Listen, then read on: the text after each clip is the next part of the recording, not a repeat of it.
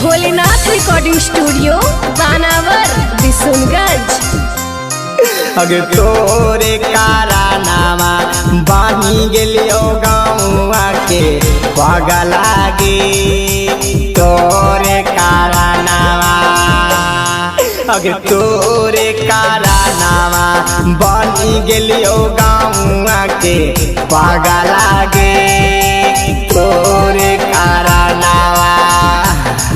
अगे केतना तोरा माना हलियो जनमो से ज्यादा गे तोरे कारनामा बनी गेलियो गाँवा के पगला गे तोरे कारनामा।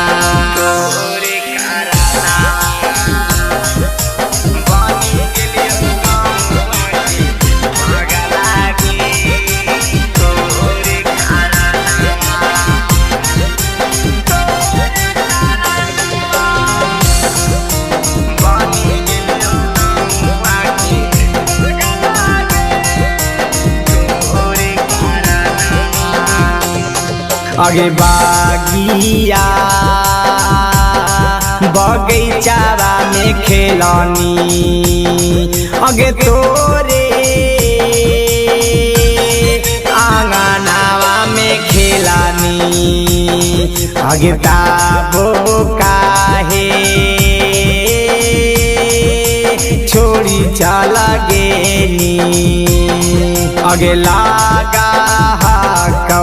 दे दिया अपना परानावा गे तोरे कारनामा बनी गेलियो गाँवा के पगला गे तोरे कारनामा।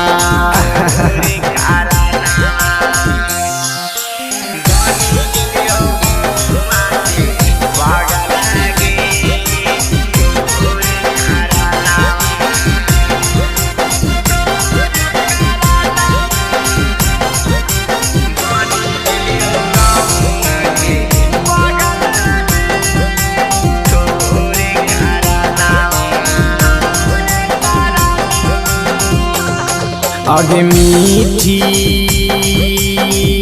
मीठी बतिया में हमके फुसलावा हानि करे जा अगे ताबो काहे बिसराइनी करे जा अगे राहुला के बसा हलौ तोरे में परानावा गे तोरे कारनामा बनी गेलियो गाँवा के पगला गे तोरे कारनामा। भोलेनाथ रिकॉर्डिंग स्टूडियो बानावर बिशुनगंज।